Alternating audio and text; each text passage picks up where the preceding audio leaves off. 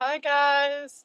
Welcome back to Without a Candle. Yep. So, Karlie and Carla here for those that don't know. But we typically answer to both. And sometimes I call myself Karlie. I'm sure. Same. Yeah. Yeah, I call myself Carla. It just depends on the day. Yeah. But we have fun with it. So it's fine. But we wanted to jump on and share probably a little bit of a shorter podcast for this episode. Um, but much needed, right? Yeah. Especially in some days where we're doing more, where we're going to be out doing more, Being and around that's your reminder. people. Yeah. So, energy hygiene is the topic for today. Yeah. What is it? So, I mean, if you think about your physical body and how hygiene and how you take care of it, and how sometimes you don't do it for yourself, sometimes you do it for others. Yeah. That's the same concept. Yeah. And sometimes they do overlap. Okay. Yeah. So the same thing as like brushing your teeth and showering and stuff like that. We need to take care of our energy, right? Yeah. So, that could look like cleansing. That could look like shielding. So you had mentioned brushing your teeth. Mm-hmm. I mean, sometimes good hygiene is watching what you say, right? Or paying attention to what you hear, what you consume. what you consume. Whether that's hearing, whether that's seeing things, eating, all of the things, touching. Because we were just talking about parasites today. Yeah. Yeah, that's typical. But I mean, there are energetic parasites too. So on that same concept, maybe I'm gonna try extra hard right now, not to squirrel and not to like have some side quests. So energetic hygiene. It could also be showering, right? Like I had mentioned in the previous episode, I start each day with a shower. Almost 365 days a year because it's a good way for me to reset from the day before, right? Especially for myself personally, Karlie, because sometimes I take the day's happenings into the night, into my dreams, right? And there's more on that later. So working in your dreams, and it's not okay. That's a whole nother podcast though. But you had mentioned cleansing, shielding, grounding, all of those things. Some people do need physical things to help their hygiene as well, like your head coverings. So yeah, do you have questions or do you want to share more concepts of that? So when we think about like cleansing our body physically, like with a shower, we can think of that the same way as we would smudge ourselves, right? That's clearing. The shielding, we can do, practices ahead of time to try to, set wards or whatever. So smudging, if you're gonna cleanse yourself without using any tools, what would you do? I'd probably do the white scan. Okay. Like physically just wipe. Yeah. Just wipe. Physically wipe it away. So you are the tool. Because that's what the podcast is, right? Oh, yeah. And then so for me, sometimes it's just, I can visualize the detachment, like that's not mine. And then sometimes I do that in Reiki. Yeah, after Reiki. But you can use that anytime. Oh yeah. I love dropping my hands to my side, putting my palms to the ground. Nice big breath. That is not mine. And just remembering that what is mine will stay with me no matter what I say. Yeah. Right? Yeah. Kind of calling that back. So what else? So shielding, how would you, in your practice? So I recently started wearing a head cover. So a little crocheted bandana. Not all the time, obviously I'm not wearing one right now, but there'll be times where I just like wake up in the morning and be like, I kind of need to like hold my energy closer to me today. Or if I know I'm going to be around a lot of people, like Friday when we do like for the concert, like I'll probably wear one. Yeah. And just being mindful about like keeping my energy kind of close to me and having that barrier of not allowing other energy to penetrate mine. And then also like grounding, like if I can't, I can visualize myself grounding, right? So my feet. Yep. Yeah. Get back into that practice. So, in what situations do you think that we would need to be more mindful about our energy hygiene, and like, why do we need it? Like, Well, so sometimes, like showering, we need it for other people. So if I'm having a shitty day and you're not, how is that okay for me to allow my shitty day to affect you? yeah, So just the same, if I hadn't showered, how is that okay for me to allow my BO to affect you? Right? It's not. It's not okay. right, So sometimes you practice good hygiene for the others in your life that you care about, right? yeah, It doesn't mean that if you're coming in for consult or for an appointment or for something else like that, that you can't be shitty in that moment. At some point, it's our responsibility to absorb or protect or block someone else's shitty nature. yeah, Right? yeah, But some people just carry a bag of shit with them wherever they go. right, Yeah. And so, Dude, man, yeah. And then so Karlie had mentioned shielding, that sometimes she wears a head covering. But if you're not using any tools or materials, or you forget it, right? yeah, You can visualize. You can Yep. visualize your head covering. Some practices, going back to that, the Reiki teachings where we grow that ball of energy. And perhaps you grow that ball of energy in such a sort where now you can step into it, right? And that's a shield.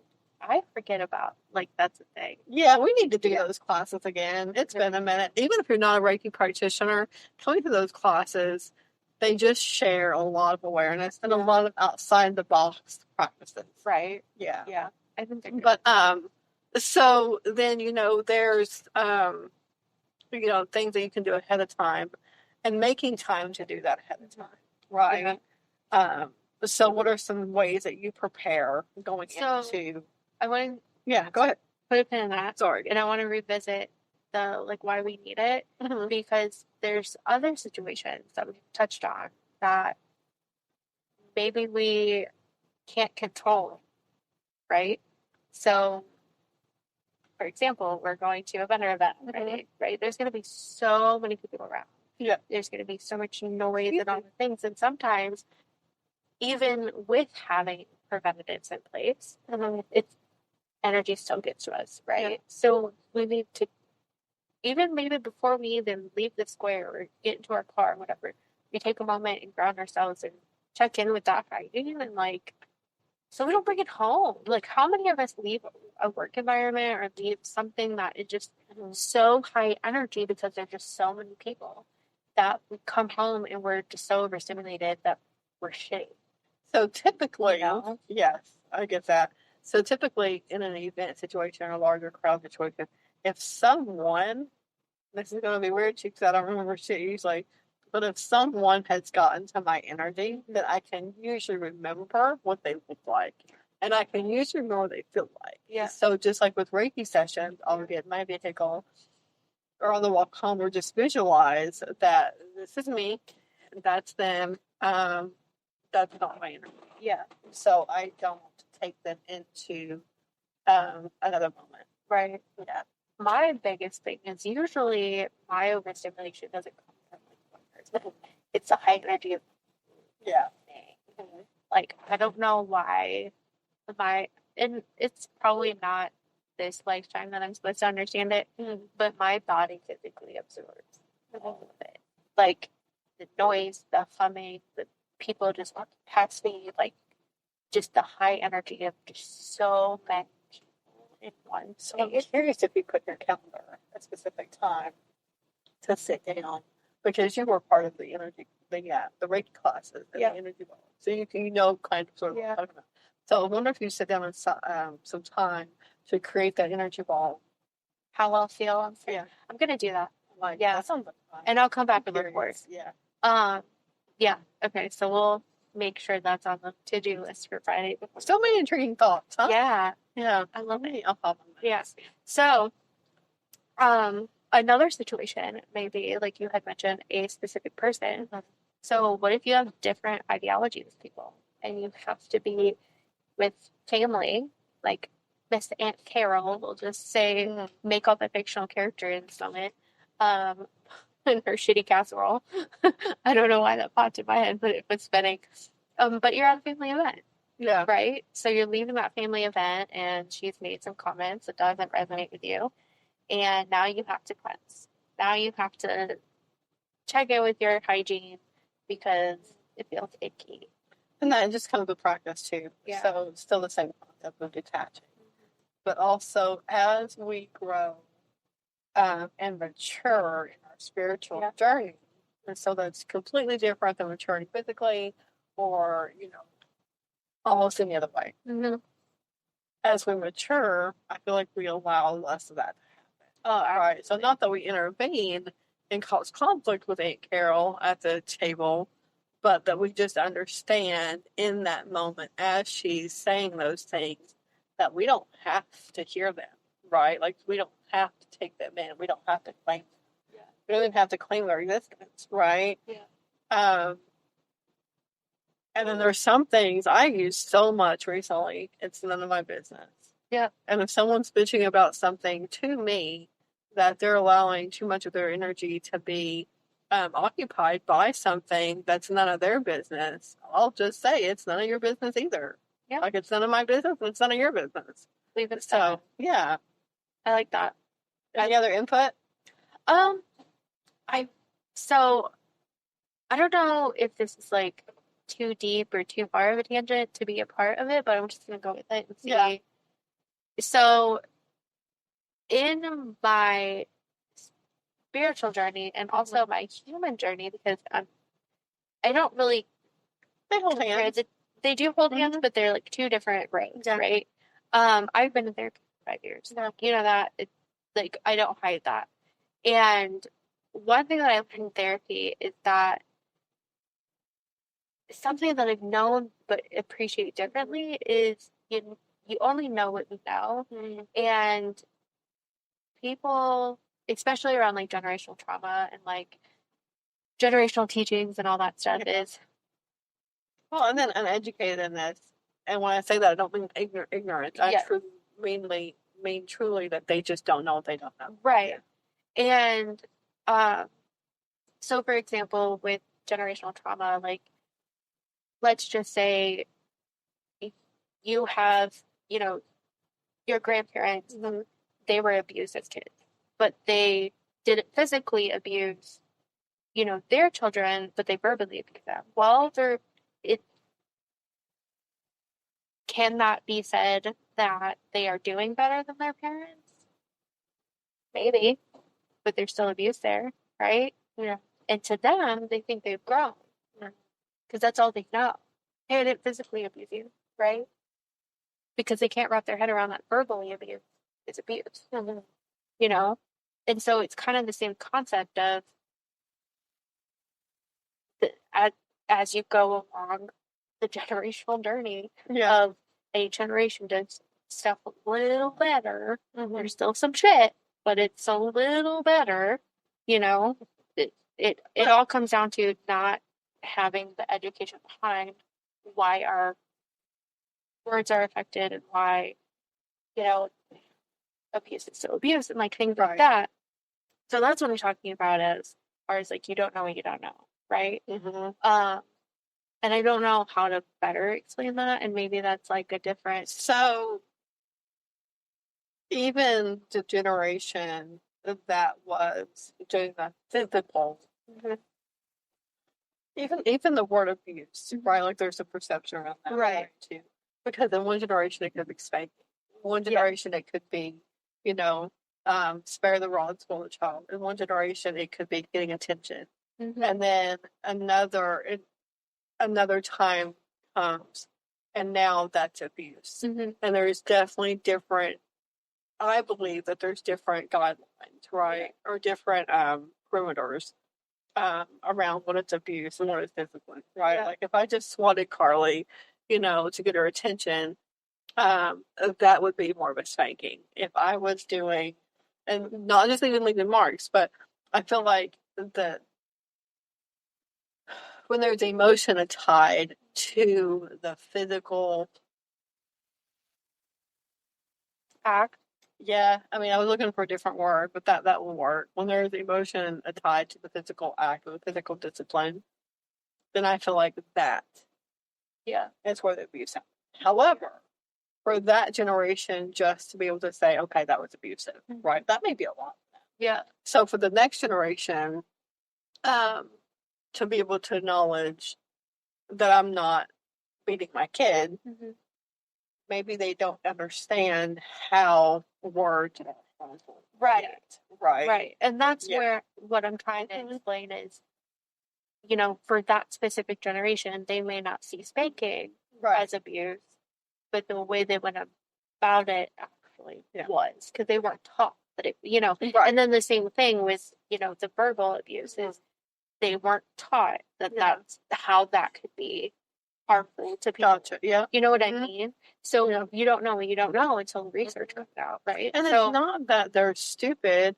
It's just that they've not been presented with that concept before. Right. Right. And so where my perspective comes into play with it and how I kind of dismiss behavior is, especially around older generations that I'm around, right?